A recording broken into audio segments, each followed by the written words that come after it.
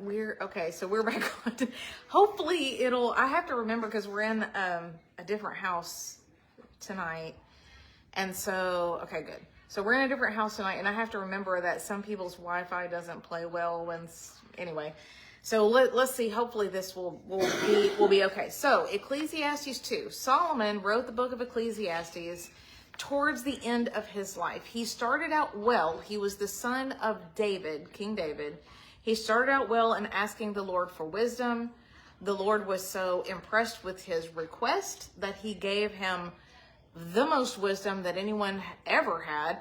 Plus, he gave him what he did not ask for, which is wealth and riches and peace in his kingdom. However, because he had so much wisdom, he really became very self-reliant, which is one of the things that it's a temptation for us, especially for those of us, or for those people who are intelligent or, have means or just anything that can be a temptation to rely on ourselves and rather than on God's wisdom, which is above ours. It says his ways are above our ways, and that his ways don't make sense to us a lot of times. But so Solomon ended up marrying a bunch of foreign wives in order to make political alliances. So he had 700 wives, 300 concubines. Most of those it was just politics. It wasn't like there were romances, it was politics. And it created peace on all sides. He had the grandest, most elaborate kingdom that the Queen of Sheba came miles to visit because she said she had heard of his wealth and wisdom. And she said she had to see it for herself because she didn't believe it. And she said, now I see that not even the half was told to me.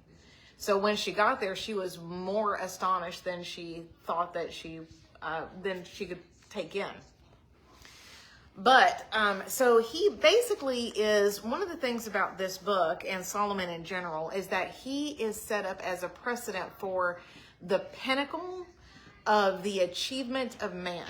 So he is established as basically anything that can be known or done or achieved, it has been done. He has known it, achieved it, explored it. He's done it all. And so that is one of the reasons why this is established as a learning thing for us. Okay. Anyway, that's the recap. Hello, Maddie. So here's my comment. Solomon explores in this coming chapter. Because last time he explored some other things. This time he's going to go fully invest himself in, that's okay, in pleasure. So he's going to decide like, okay, I explored all this other, he's explored work and all this other stuff. So now he's going to say, well, let me just see what this is about, and just goes full bore into a life of eccentric ease and pleasure and etc., just to see what that's about too. So he left no stone unturned. Enjoyment, employment, the certainty of death. This will be a very timely teaching for a lot of us here. He expresses dissatisfaction with his wisdom and wealth, and he turns to pleasure as a source of satisfaction, but it brought nothing enduring. He was always seeking something new. I'll comment more on that as we go along. Verse 1, I said in my heart, come now, I will test you with mirth. Therefore, enjoy pleasure, but surely this was also vanity. Mirth. I'm sorry, can we? Mirth is basically partying, drinking. Sometimes New King James still a little old. Oh, yes. It's kind of, if you think of yourself as sort of a party with a lot of drinking and, merrymaking. It's supposed to be like a happy, like mirthful. Yes. I've just not, Throwing bad yourself- vocabulary. It's a Shakespeare word. Yeah. Too. It is a Shakespeare word. Shakespeare. I don't have good vocabulary. I learn new things all the time. Wait, what is there? Wait. Okay. Did you write mirth? No, this is in Ecclesiastes.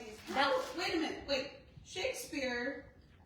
Didn't invent the word mirth. No, he didn't invent it. But he Okay, that's where I said, I'm wait a sorry. minute. I apologize. But it was just like you hear vibe. like back in the ships and have Mary Actually, Mercy. no, I think he did, and I think they just took it from translation. Yeah, they take it for Yeah, She's no, right. He did make the word mirth. right. But That's a they whole just other used it story. for the That's a whole translation in other English, 'cause it's not story. written in English. We'd have to go into how the English language came about. This was written before the English I'm language. good at Hebrew. Interesting. Yes. But it's merrymaking, which translates most Yeah. closely to mirth. Okay. All right. Therefore, enjoy pleasure, but surely this was also vanity. I said of laughter, madness, and of mirth, what does it accomplish? I searched in my heart how to gratify my flesh with wine, while I was guiding my heart with wisdom, and how to lay hold of folly, till I might see what was good for the sons of men to do under heaven all the days of their lives. So here's the comments. The Hebrew people believed that God made man to enjoy the blessings of his creation. We can imagine that he had the best food, the best wine, the most gifted entertainers. When the night is over, nothing remains.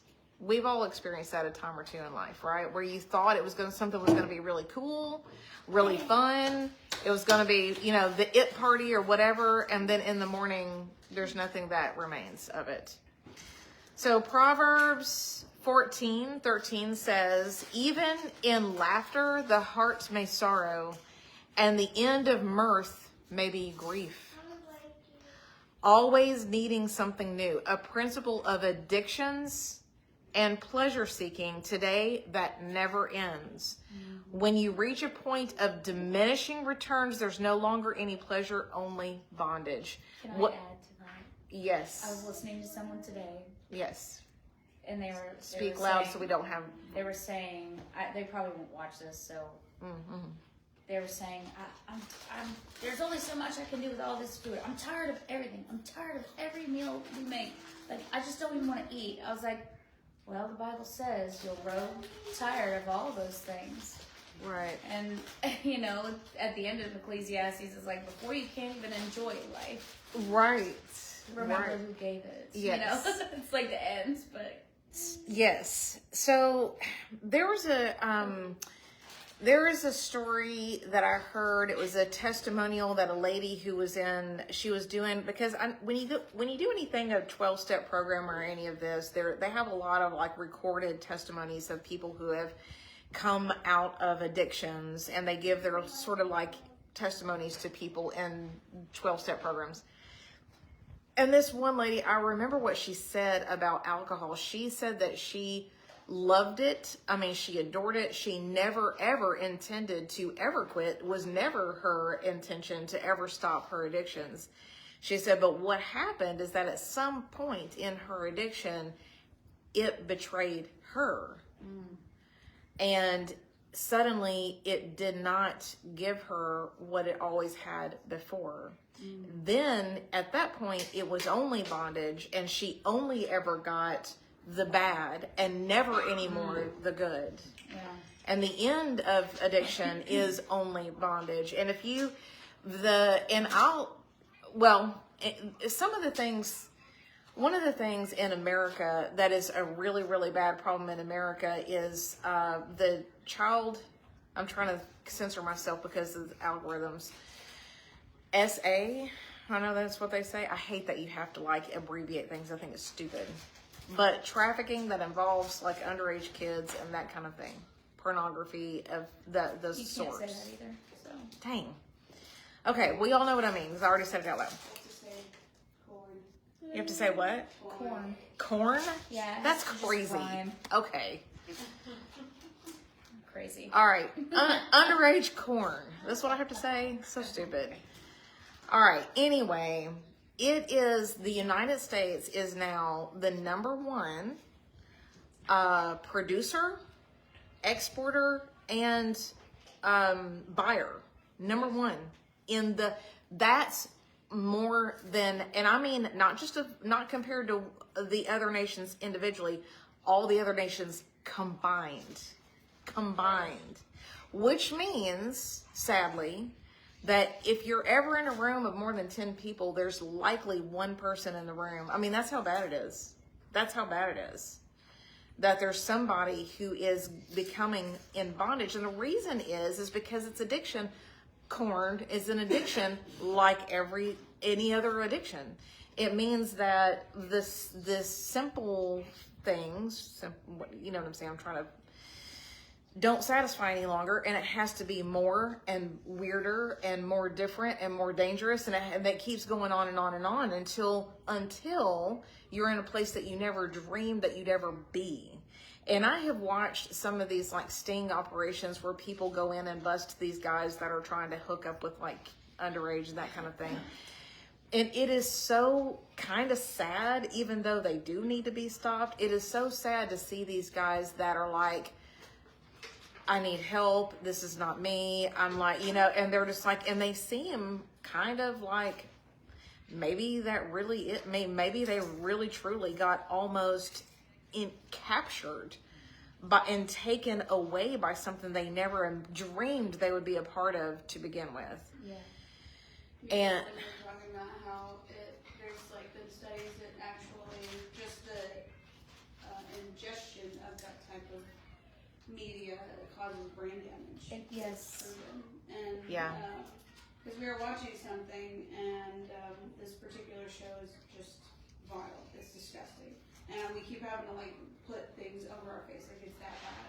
Yeah. And so I'm like, I'm probably just, I'm Give up. probably just gonna stop watching it. Yeah. Regardless, but he's like, man, people actually like this. Right. And I'm like, that's why.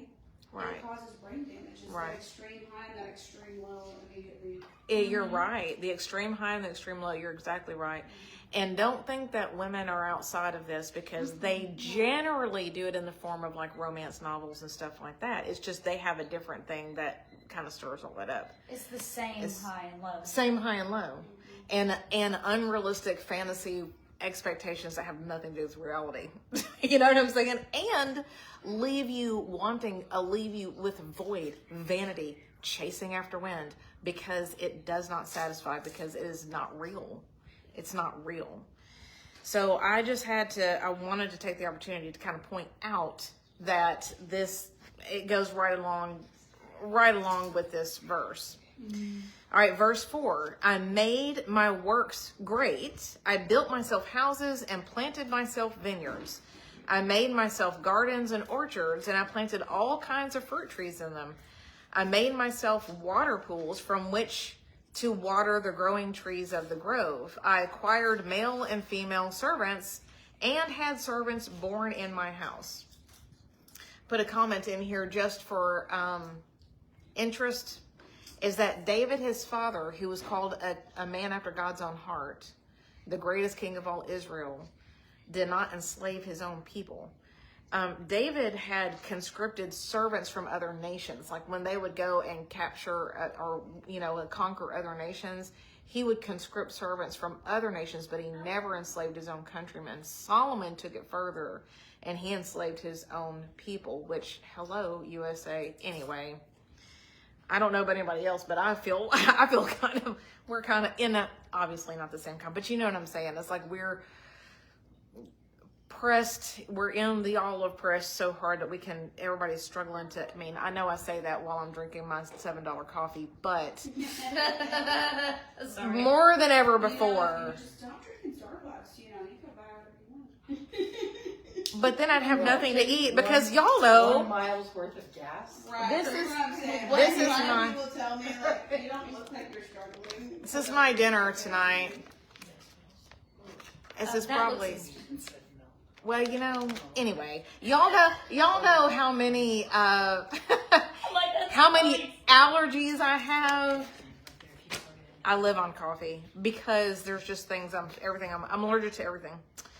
Okay, next verse. Yes, I had greater possessions of herds and flocks. than all who are in Jerusalem before me. I also gathered for myself silver and gold and special treasures of kings and of the provinces. I acquired male and female singers, the delights of the sons of men, and musical instruments of all kinds. I imagine that his palace was like a entertainment circus. It was like the Vegas casino all the time.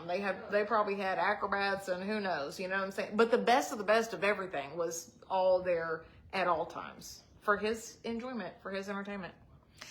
So I became great and excelled more than all who were before me in Jerusalem.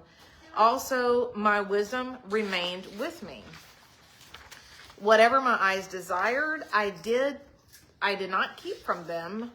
I did not withhold my heart from any pleasure, for my heart rejoiced in all my labor. And this was my reward from all my labor. So he's basically saying that the enjoyment he got at the time was the reward, you know, and that was it. It was like, you know, but this, you know, I enjoy this coffee, and when it's gone, it's gone. And it leaves you wanting more, or it leaves you kind of dehydrated and thirsty. I can't imagine living in a place with like constant like entertainment and singers and I mean, everybody we kind trying. of live like that. Well, we A little kind of bit. do a little On a bit. poor scale. Yeah. The I mean, iPhones and the. We always if have there's always a singer in my face, I'd be like, shut up. the radio, Spotify. Sometimes I have to drive home in silence. Well, Everybody too loud. Now you understand. I know. I never understood I that. understand my mom now. When I can't listen to music, I have to listen to the talk show. Rush Limbaugh. Just something more quiet. Yeah. All right. Here's a quote. I meant to look this guy up. There's been a lot going on this week. Success, this is a quote from a guy named Henry Ward Beecher. Success is full of promise until men get it, and then it's last year's nest from which the birds have flown. So that's a statistical fact, is that it's, you know, it's the thrill of the chase. In other words, it's like, how much is enough? Mm-hmm. You know, success is like what you're always after, but when do you arrive? It was either Rothschild or Rothschild or Rockefeller, sorry. One of them had a quote of being asked how much money is enough, and he said just a little more. Rockefeller. I knew somebody in the room would know. It was her. Just a little more, you know, and so there's never enough, you know. It's like, and because the reason there's never enough for somebody who likes that game is because it's just the thrill of the game, you know. It's just the thrill of the game. Did someone like not know God? I ask that because all this reminds me is all he did was elevate himself. Our life purpose is different from his because we enjoy the Starbucks, but our entire life is up to God. Well, can I just, And I wonder about I that. see what you're saying, that he elevate, like, Right. but he starts out by saying, I wanted to find the meaning of this life. So This is that his was, process. Well, he had all this wisdom, like God left this question unanswered to him for that reason, for him to find the answer. So I will say this. So he denies himself nothing so that he can find. I'm sorry. go Right. ahead. No, it's We okay. had 1,000 lives. Well, I yes, heard- for this purpose. I heard something this week that was new to me, and I thought it was cool. Is that this book of Ecclesiastes is actually, in the ancient times, was actually a common format of writing for kings and pharaohs. But this book has one thing that sets it apart as different from all the others. There's other kings and pharaohs who wrote in this form that were kind of exploring the questions of life. But the thing that set this one apart is at the end, he says, this is the end of the matter, is the fear of God. The fear of God is the end of the matter. So it doesn't say exactly that he learned to fear God in the end, but he definitely he must have. Well, but it's the end of his life where he's like, this is it. Like, he comes to the answer at the end. Is he After- prodigal son? Slick. Because he got the blessing he wanted and then he just lived his life. It never ran out though. Yeah. But Verse 11, then I looked on all the works that my hands had done, and on the labor in which I had toiled, and indeed all was vanity and grasping for the wind. There was no profit under the sun. So he's looking back at all the things he had done, all the things he built, all the things he surrounded himself with, all of it. And in the word I looked back is like a circumspect kind of assessing, inward, assessing. And all was vanity and grasping for wind. Pointless, useless, worthless is what it means. Then I turned myself to consider wisdom and madness and folly. For what can the man do who succeeds the king? Only what he has already done. Then I saw that wisdom excels folly, as light excels darkness. So the question at this point is like, well, then what's the point? What's the point of even trying to live righteous if everything just comes out the same anyway? And this is all pointless. It does seem like a really, despondent, the word escapes me for some reason today. But anyway. Why don't I understand this phrase, 13. Then I saw that wisdom is better than folly. He is saying, okay, wisdom. Okay, I'm sorry, my brain's not computing. I understand. I get don't know it. what was going on in my brain. It's okay. I'm kind of that way today too. I'm like a little not firing on all pistons. Then I saw that wisdom excels folly as light excels darkness. So light's better than darkness. Okay, yeah. Wisdom is still better than folly. The wise man's eyes are in his head, but the fool walks in darkness. Yet I myself perceived that the same event happens to them all. So you have a wise man and you have a fool, and they have the same things in life happens to all of them. So why try? Is basically kind of the flavor is like, why even try when the same things happen to the wise and the fool? So I said in my heart, as it happens to the fool, also happens to me. And why was I then more wise? Then I said in my heart, this also is vanity. For there is no more remembrance of the wise than of the fool forever, since all that now is will be forgotten in the days to come. And how does a wise man die? As the fool.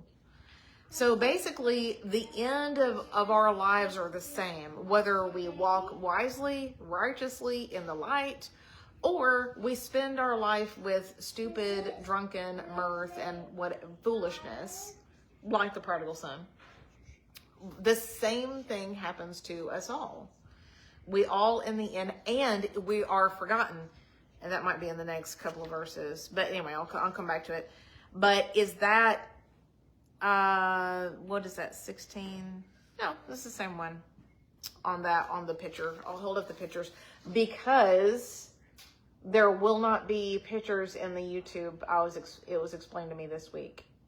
So we're just going to make this live into a video, basically. But anyway, we've experienced a lot of grief and grieving in the past couple weeks.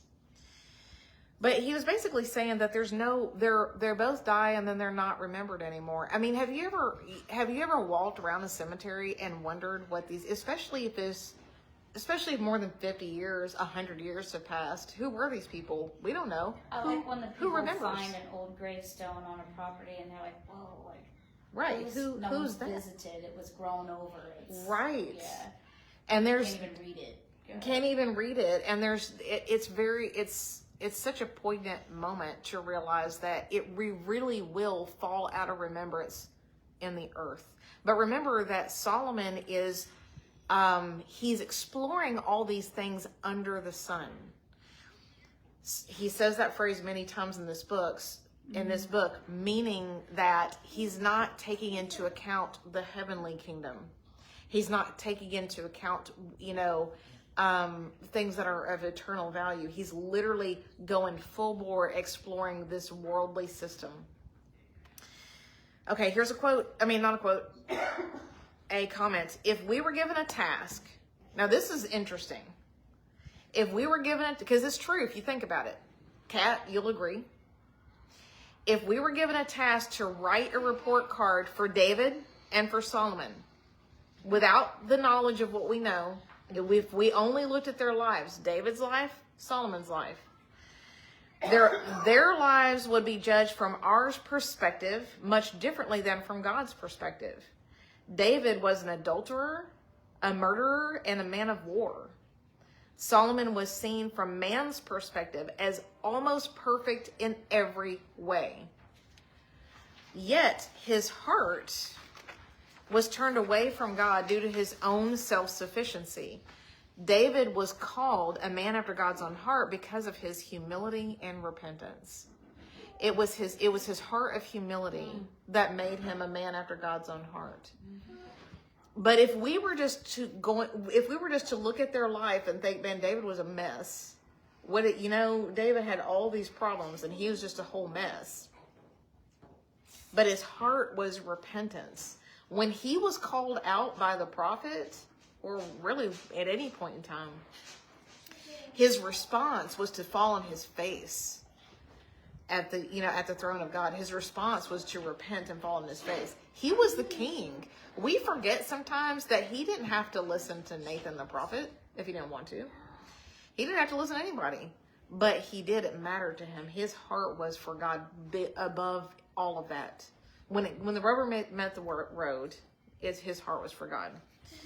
Solomon, we would have seen as like the top dog celebrity of all time that has the answers to everything. He's the Encyclopedia Britannica, and he's this beautiful person with all the wealth and wisdom, and he's the entertainer of the decades. We would first blush glance think he is the coolest guy and has he gets an A+, all the achievement and success in life you can get. But from God's perspective, that was not true. Therefore, verse 17, I hated life because the work that was done under the sun was distressing to me. For all is vanity and grasping for the wind. Have you ever talked to somebody who was in a place of just hating life because they could not find the purpose in their life? They couldn't find the purpose in it. That's actually a pretty common problem that people have. It's a common problem. No purpose. You were just talking about my neighbor and what a beautiful testimony it is that she, who is living in a state of being a paraplegic, has found joy and blessing. And that it's been a testimony to all of us. So most of you guys have heard of Voltaire, very respected philosopher. This is a quote from Voltaire. I hate life, and yet I am afraid to die. That's Voltaire. Life seemed irrational to Solomon, yet it was still better than death. So basically, that was his. Do what? Unknowingly. Yeah, unknowingly. We were going back and forth about. She was quoting some philosophy, and I was like, "Well, the Bible said that first." It was fun. I'll do the kid. No, it's good. 18. Then I hated all my labor in which I had toiled under the sun, because I must leave it to the man who will come after me. And who knows whether he will be wise or a fool. Yet he will rule over all my labor in which I toiled, in which I have shown myself wise under the sun. And this also is vanity. Madison, we were talking about that earlier too today in another way. It was another circumstance. But the fact that you see it in companies that happen a lot, in that someone builds and works for a company and works and labors and, has all of the pitfalls of, trying this thing and having to course correct and all of these things to build up a company, and then they leave it to their a kid and the kid destroys it. And what did I said? Something else meaningless. Something I literally else said meaningless. that. I was like, Yeah, something else meaningless. It happens a lot. It happens a lot because if you haven't worked for it, you don't value it. And so it happens a lot. And this actually happened with Solomon's son. He was afraid. It was one of the fears that he had. He was like, I have done all this. I've worked for all this. I've achieved all this. And I'm going to have to leave it behind. And who knows if whoever I leave it behind for will actually steward it well. Who knows? Well, that was a fear of his. And what happened? I'll get to that in a minute. Let me do this comment first. You can't take money with you when you die. However, if you use your money, talents, etc. for the Lord's work, it is credited to you in the kingdom of heaven. There's an interesting parable in Luke about this. I'll get back to the other thing in a second. Well. What? This is what we went over today. No, you're kidding me. That is just bizarre. It's almost like, that is so crazy. It's almost like the Lord does it on purpose. That is crazy. All right, Luke chapter 16. This is the parable. He also said to his disciples, there was a certain rich man who had a steward, and an accusation was brought to him that this man was wasting his goods. So he called him and said to him, what is this I hear about you? Give an account of your stewardship, for you can no longer be steward. Then the steward said within himself, what shall I do? For my master is taking the stewardship away from me. I cannot dig. I'm too ashamed to beg. I've resolved what to do, that when I'm put out of the stewardship, they may receive me into their houses. So he called every one of his master's debtors to him. And to the first he said, how much do you owe my master? And he said, 100 measures of oil. And he said to him, take your bill, sit down quickly and write 50. Then he said to another, how much do you owe? And he said, 100 measures of wheat. And he said, take your bill and write 80. So the master commended the unjust steward because he had dealt shrewdly. For the sons of this world are more shrewd in their generation than the sons of light. And I say to you, make friends for, now I continued this because I thought it was an important tie-in. This is still in Luke. Make friends for yourselves by you make friends for yourselves by unrighteous mammon, that when you fail, they may receive you into an everlasting home. He who is faithful in what is least is faithful also in much. He who is unjust in what is least is also unjust in much. Therefore, if you've not been faithful in the unrighteous mammon, who will commit to you your trust, the true riches? And if, sorry, this is stuck. You've not been faithful in what is another man's, who will give you what is your own? No servant can serve two masters, for either he will hate the one and love the other, or he will be loyal to one and despise the other. You cannot serve God and mammon, which is money, God and money. So what that is saying is that the Lord was commending the people. He told this whole parable saying, this unjust steward knew how to look ahead and to make his way right, so that, to give himself favor in what he saw coming. What he saw coming is, I'm about to lose my job. And so when I lose my job, I need to have a good standing with these people here. He devised a way to have good standing with his master's debtors. And that worked. And even though it's not saying that it was right what he did. It was saying it was shrewd. It was wise. Like he could see down the road and see he was making for himself a way to be received and to be taken care of in the future.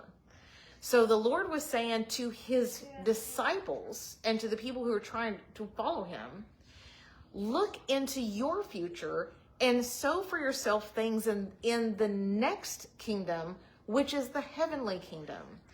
Sow for yourself things in the heavenly kingdom is what it is. I mean, you can't serve God and money. So make sure you're getting brownie points in heaven and not here. And that is a whole other system. God's system is so different than this world system. So he's like, make sure that you're laying up treasures in heaven, because this system is going to fall.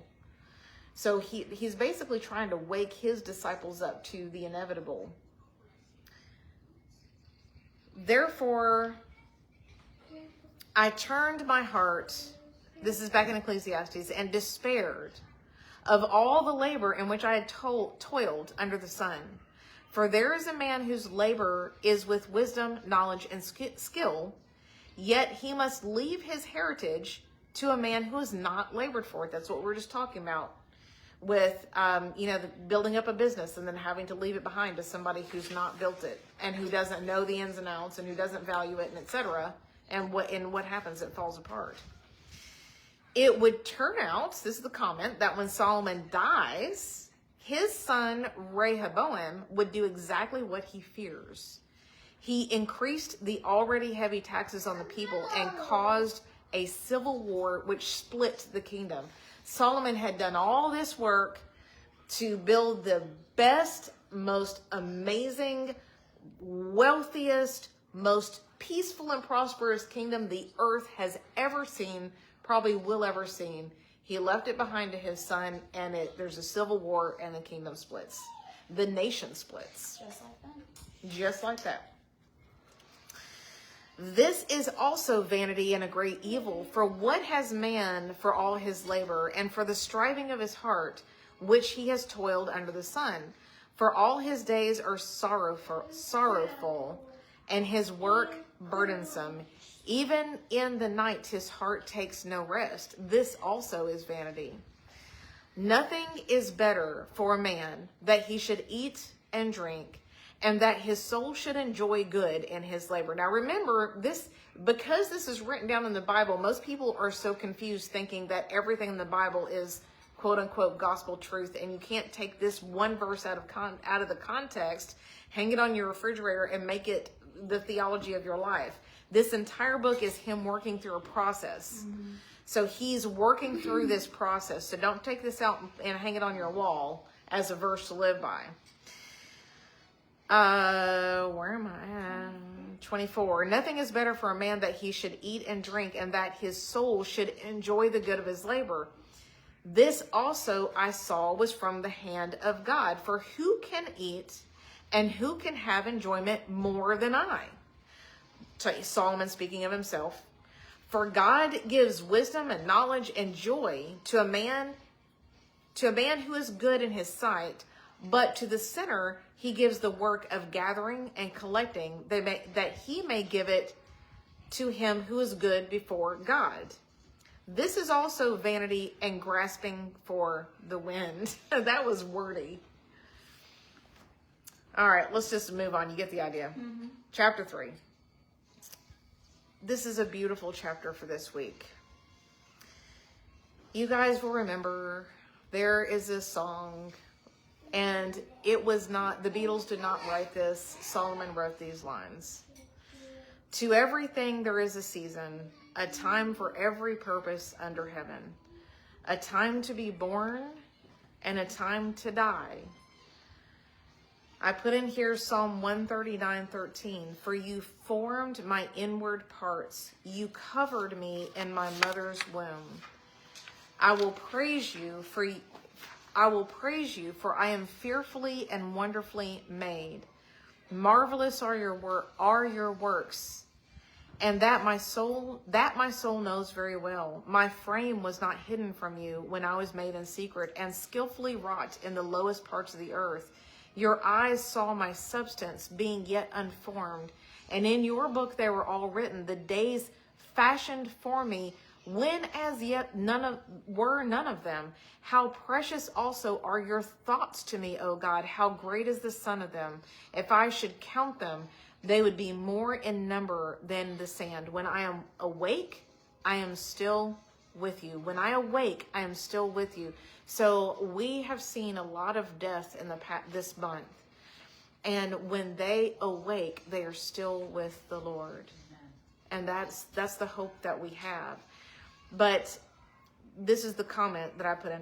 The Lord planned and ordered the time of your birth carefully and purposefully. That right there, that Psalm 139 means, and I have said it as we're talking about, I don't know, amongst people about generations, and there's a lot of talk about Gen X, Gen Alpha, Gen Z, Gen whatever. And so there's one in the room that... She's Gen Z too. They're both Gen Z. Really? Yeah. She's like the very beginning, and she's like the very end. I read that That's yesterday. interesting. That Bailey was the last, and 2012 was the last. Crazy, huh? Wow. Well, I want one of the Generation. One of the things that I try to impart the best I can to everyone, but especially the younger ones, is that the timing of your birth and your life was planned and written before the foundation of the earth. And there's no accident, and your entire life means something. And it was on purpose that the Lord put you exactly in the time that you were born, and to always know that and believe it. And that no matter what comes, because we live in troubled times. And I talk to a lot of parents and grandparents who fear what we're leaving behind for our kids. And my response to that is like, these kids were born for this time. This was not an accident. The Lord created these kids specifically for this time. They are created for this time period. So whatever it is, as long as we impart the right things to them, they will thrive and fulfill their purpose in their life in the exact time frame that they're born in. It's no accident, and it's not something to mourn and grieve. It's something to be respectful of. We should respect the new generations coming in and the fact that they have a purpose in these troubled times. Did you hear me, Bailey? Okay. Back to Ecclesiastes, a time to plant and a time to pluck what is planted, a time to kill and a time to heal, a time to break down and a time to build up, a time... Nicole, I knew somebody in the room. It's okay.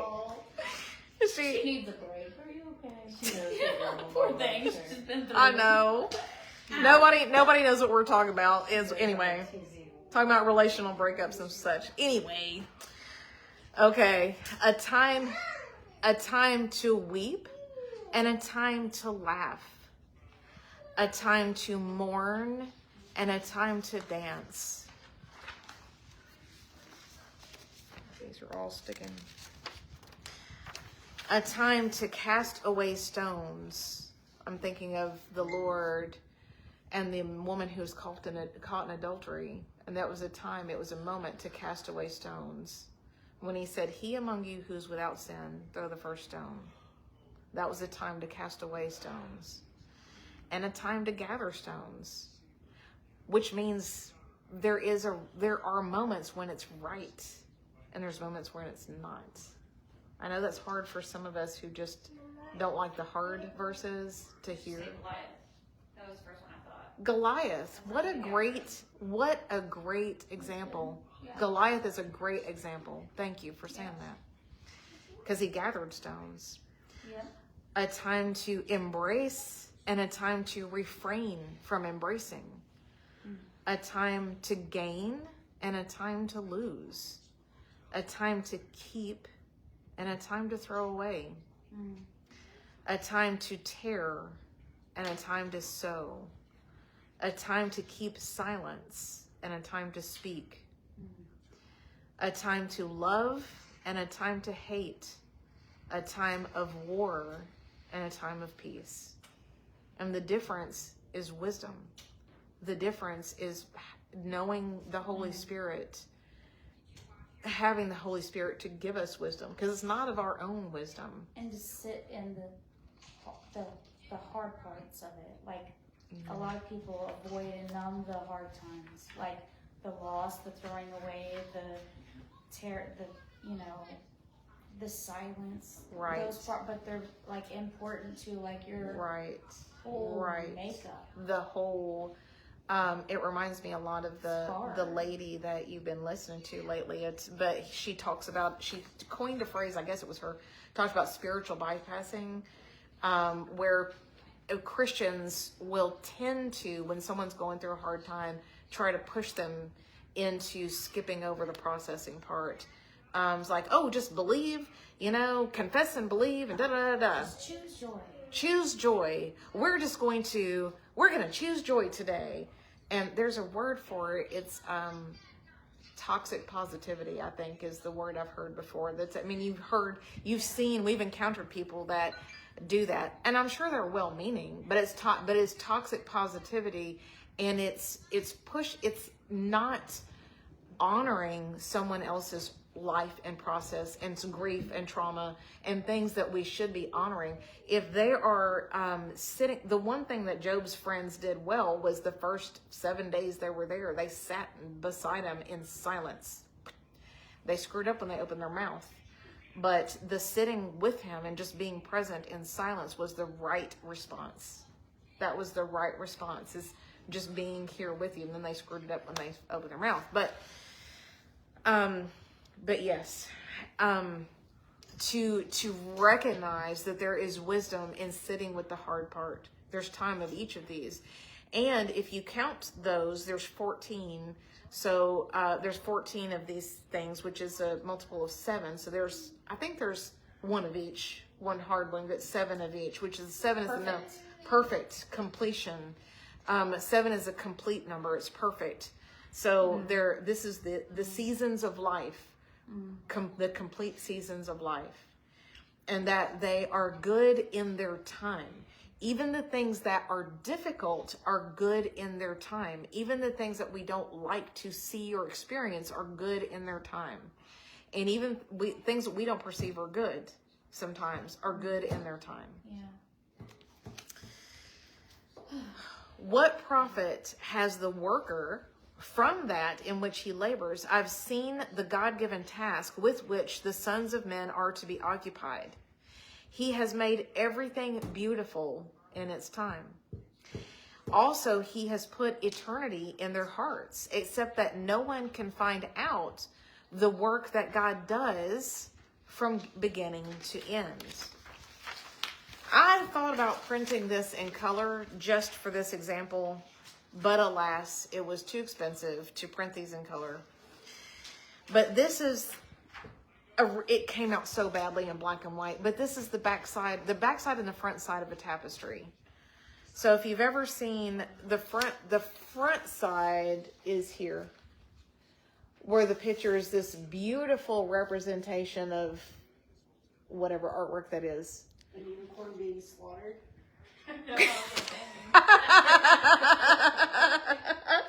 This is a bad choice of subject matter. Anyway. Gorgeous. The backside, the point being is that if you see the back, you could see it better in color.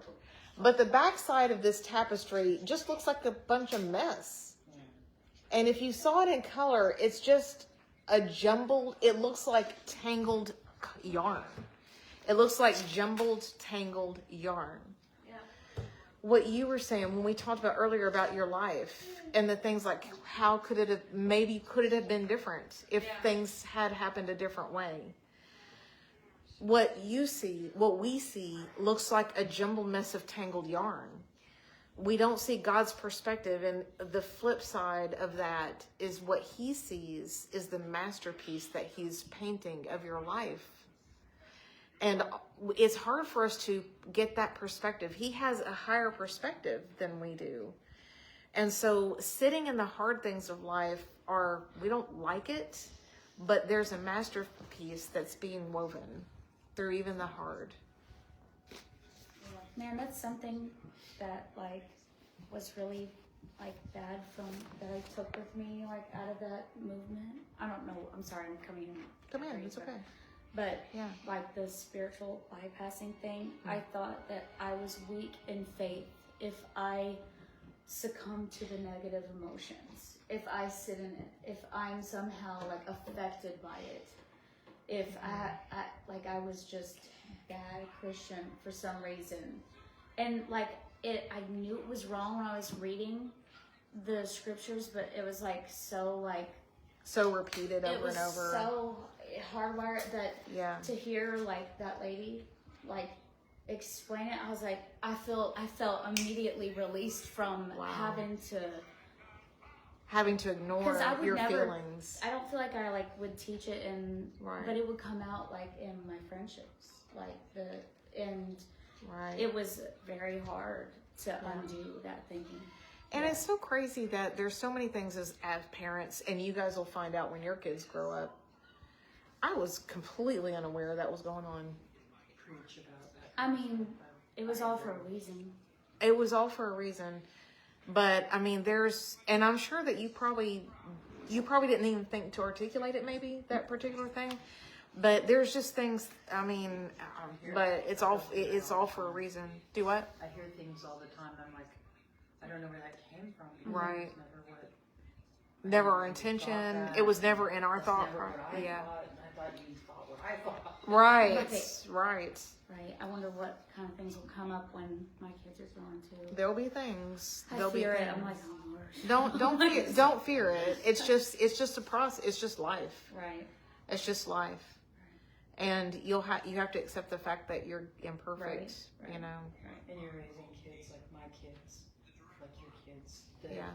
grow up to be Christians, and even if they have hurts and confusion, they come at it from a Christian's perspective of kindness and Right. mercy. Right. To the parent. Right. Yeah. Verse 12. Can I say one more Yeah. thing? Yeah. Go I ahead. don't ever feel like I learned those things from y'all.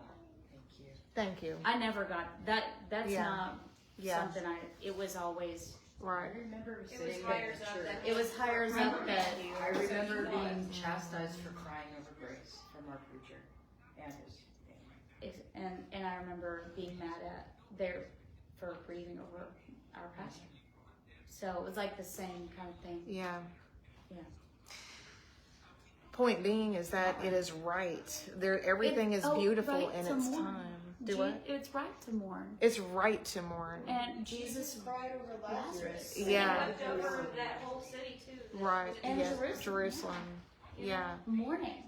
So Morning. God didn't create these things to be sin in our lives. Exactly. Right. They're meant to be processed We're correctly made with in him. His image. I love Yeah. his Right. kindness to show over and over that people can process grief and come through it. Yes. Yes. Even the worst griefs. Yes. God forbid we ever have these griefs. We don't Yes, want Lord. them. Help. And Lord, help us. But I look at people who've had grief, even grief that seems like it would be harder than my own grief that I've had, and I don't know how, but I've watched them come through it. Yeah. They do. They come through it. Yeah. And I know with grief in my own life, I've sat in sadness, and no one could take that away. It Yeah. wasn't Yeah. my favorite time in my life. It was a recent time in my life, but I had to go through it to process it, and now I'm in a different part of my life, and I don't. But I remember going through it and every day thinking, will I ever get through a day without thinking of this person once? Yeah. I'll never get through a day without thinking of this person. And now I do. I'm at that point. I don't think of this person, but I still do every once in a while. Right. But not In a to the different. point that I did. Yeah. It's just funny how grief. It's a journey. Yeah. It's okay to grieve. Yeah. We have to process. We don't want that toxic. What'd you call Right. it? Positivity. Toxic positivity. Spiritual Now that bypassing. I'm so in spiritual bypassing, sometimes there's words and phrases that all it takes is for somebody to say the word, and you're like, oh my gosh, and you know exactly like that's describes my experience. You know, it's And like, there's people that come at it with toxic positivity, and then there's people with toxic judgment. Because there was no positivity at that funeral when we were told we shouldn't mourn. Yeah. There was judgment and rudeness. yeah. Yes. It was weird. Yeah, weird. I know, verse 12, I know that nothing is better for them than to rejoice and to do good in their lives. And also that every man should eat and drink and enjoy the good of all his labor. It is the gift of God. And it is. It's a gift of God. He wants us to enjoy things. I know that whatever God does, it shall be forever. Nothing can be added to it and nothing taken from it. God does it that men should fear, that God does it that men should fear before him. That which is has already been, and that's which has already been. Wow, sorry, these are so wordy. And what is to be has already been. And God requires an account of what is past. And that, everybody in the room goes, no! God requires an account of what is past. I'll just go on. Moreover, I saw under the sun, in the place of judgment, wickedness was there. Meaning he's talking about in the courts. In the place, in the court system where there should be righteous, that he saw wickedness. Lord, preach. And in the place of righteousness, iniquity was there. Yes. Hold on. I said in my heart, God shall judge the righteous and the wicked, for there is a time for every purpose and for every work. This means the Lord has a divine purpose even for the wicked in the earth. This is hard for us to accept. A very hard concept for us who have righteous anger over injustice. It is hard for us to accept that, because especially those who love justice and fight for justice, and all of your, especially this one, I remember every hero growing up that she had was a hero for justice.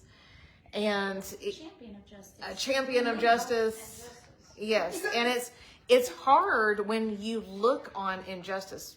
I won't belabor that. With the entire Old Testament, all of the prophets, they fight with that concept. But it's hard for us to accept it. I said in my heart, concerning the condition of the sons of men, God tests them that they may see themselves, that they themselves are like animals. We're going to talk about that in a minute. For what happens to the sons of men also happens to the animals. One thing befalls them. As one dies, so dies the other. Surely they have one breath. Man has no advantage over animals, for all is vanity. All go to one place, all from the dust, and all return to dust. Who knows the spirit of the sons of men, which he goes upward, and the spirit of the animal, which goes down to the earth? So I perceived that nothing is better than that men should rejoice in his own works, for that is his heritage. For who can bring him to see what will happen after him? Now I want to stop, because this is a verse that people will stop and say, wait a minute. And I thought, what do you mean animal spirits go down to earth and the man spirit goes up to heaven? And the best thing that I can say about this, we're going to talk a minute about, do pets go to heaven? Here's my little picture. Yes. Okay. Yes, I believe that they do. I'll just bottom line it real quick. Okay. I absolutely believe that they do. But I think that there's what we don't understand as a distinction is that people are distinct and unique among animals. We are created in the image of God. There is a distinction of the spirit of man and the soul of an animal. It is distinct. There is a difference. One of the things, and I'll just say it, and I always try to censor myself for algorithm's sake. But there was one of my, a lady I talked to this week, who I know will not be watching this, but she is in a program about, she's getting her doctorate in some sort of therapy. What's the word for it? Not therapy, but psychology. Sorry, psychology. Anyway, I've known this person long enough to, you know how sometimes you know somebody's exploring or even getting a doctorate in psychology, and in the back of your mind you're just like, you know what I'm saying? You're just like, I can see that they're trying to learn, but anyway, anyone can pass some classes and get a piece of paper is all I'm saying. This is true, I know. It's true. I work at a school. It's really true. but because this particular person, sincere and nice and kind, but is one of the least self-aware people I've ever encountered. No self-awareness at all. So it's interesting. The study of psychology is kind of interesting. Anyway, she had been at a conference this past week. We were just kind of catching up on latest things. She'd been at a conference that was about, and it was about sexual orientations, or no, it was about, okay, what was it about? She was trying to explain this to me, but it was a conference that was in Washington, D.C., that she had signed up for that had to do with, it was mostly pastors and social workers. So the attendees were pastors and social workers. Interesting. And the whole theme, the whole subject was sexual orientations. And the big takeaway was the fact that they find a variance in sexual orientations in the animal kingdom. So of course we're going to find it in human beings. What's the big deal? So that was the whole subject matter. She's like, yeah, it was mostly like pastors and social workers. So I thought it was interesting that there's an obvious push towards indoctrination. You always see it in the upper levels of education, because these people that are going to be practicing or going to have any kind of influence in the next step of their life, they're going to try to conform to a certain way. Mm-hmm. So, but, and of course I'm just listening, you know, I don't say all my thoughts to her, but excuse me. But what I was thinking in my mind is that, yeah, when you're exploring things under the sun, of course you're going to see variances in both. If you believe and you don't understand that you're not like the animals, if you don't understand that you are not an animal, you are created in the image of God, and we are called to something higher. We are called to be sons and daughters of the Most High God. That concept is something that is a lifetime of understanding what that means. It's a lifetime of digging into your own relationship with the Lord to understand what that's about and what it means and who God is and the fear of God and the incredible, unbelievable honor that it is to be called sons and daughters of God. We're not animals. You know what's sad is that people aspire, when they've been hurt in the world by people, to be more like animals. They're all gentle and kind, and they would rather find their identity like an animal than people, because they can't even begin to see the goodness of God that what He intended, because the world has perverted it so much. I've known so many people that are animal people because they love, and I can see someone not even getting that very true thing you just stated, right? Because they would rather. And if someone doesn't understand and they don't have, and they're not, and they really don't have the Holy Spirit, then this world is so overwhelming that it stands to reason that you'd fall into something to soothe your woes, and you know what I'm saying? So it's not shocking, you know, it's just the way it is. But receiving Christ means there's a death. That's what baptism is about, a death to the old life and a resurrection to the new. Becoming a new creature in Christ, becoming new, born again, born in the Spirit. Born in the Spirit, that is different. Can your dog or cat become born again?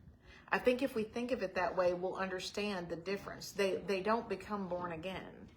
it doesn't mean that they're not wonderful, loving, amazing creatures, that the Lord designed every single hair on their body and all of the grand detail that goes into animals in the way, and that he put them on earth to be a comfort and of use to us. They're basically to minister to us. And so they're amazing creatures, but they don't become born again. It's different. They don't have the spirit that is born of God. They don't become sons and daughters of God.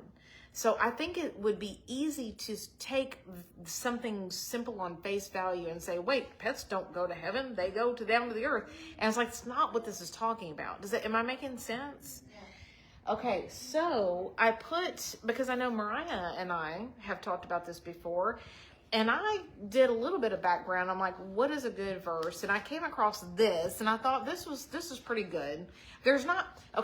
I'll bottom line it and say the Bible does not expressly say one way or the other.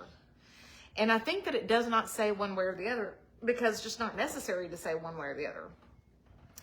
But in Isaiah 11 says this, but with righteousness he shall judge the poor and decide with equity for the meek of the earth. He shall strike the earth with the rod of his mouth, and with the breath of his lips he shall slay the wicked. Righteousness shall be the belt of his loins, and faithfulness the belt of his waist. The wolf, and in the same passage, the wolf shall dwell with the lamb. The leopard shall lie down with the young goat.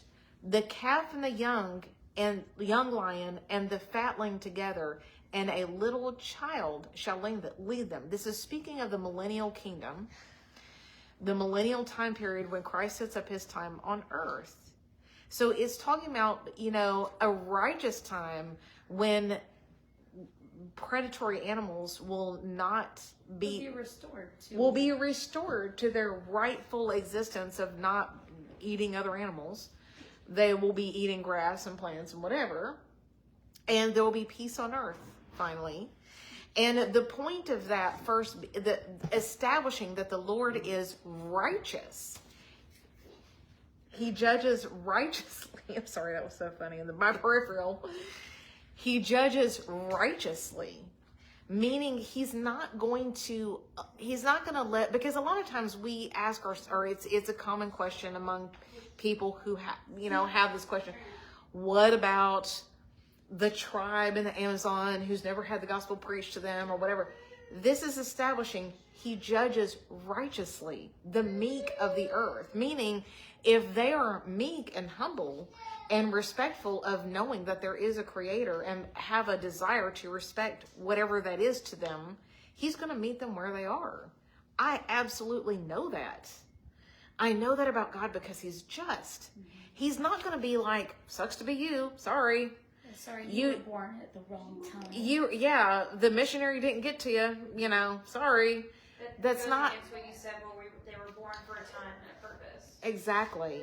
Right. Exactly. We are only accountable for the knowledge we have, for the knowledge we know. That's why when the Lord said to the Pharisees, because you say we see, your sin remains.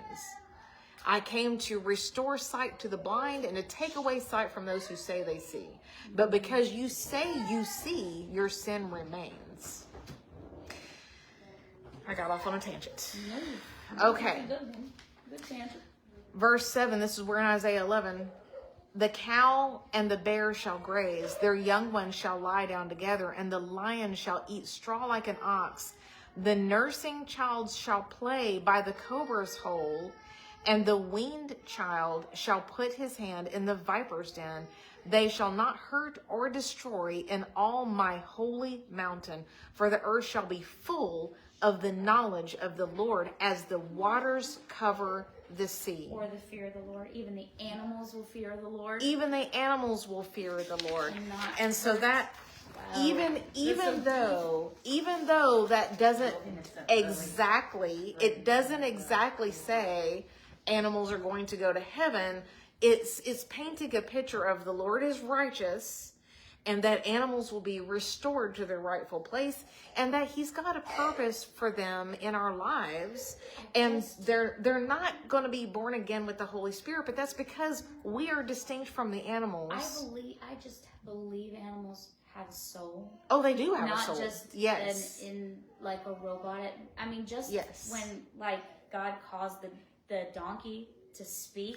Yes. He didn't just say, okay, now I'm going to put another voice in this. He caused the donkey to be able to speak. Absolutely, its right. mind. You're right. What he was actually thinking. Yes. I do believe animals have a mind like that. Yes. Because birds and I just do, and I follow this great example. one dog on the internet.